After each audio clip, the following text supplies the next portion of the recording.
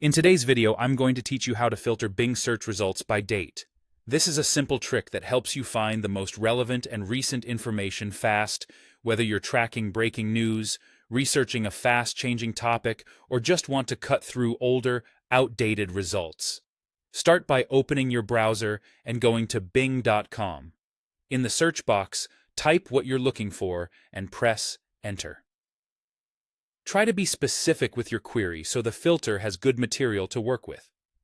For example, instead of a broad topic, include a keyword or two that narrows the focus. Once your results load, look just below the search box. Depending on your layout, you may see time options right there, or you might need to click a button labeled Filters or Tools to reveal them. The most common choices you'll see are past 24 hours, past week, and past month. These options act like a time gate, showing you only the pages that Bing has indexed within the time frame you choose. Click past 24 hours if you want the most up-to-the-minute content.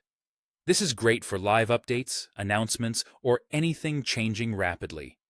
If you need a bit more breadth without going too far back, choose past week. It usually captures short-term developments and reactions while still keeping things current. For broader research that's still relatively recent, past month is a solid balance, filtering out older material while giving you a fuller picture. After you select a time frame, the page will refresh automatically.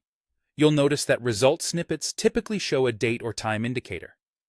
It's a good idea to glance at those timestamps and the snippet text to confirm the recency matches what you need.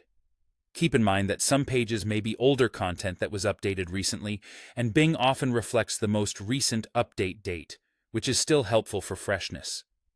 If you don't see the time filters right away, double-check that you're at the top of the results page, then open the Filters or Tools menu.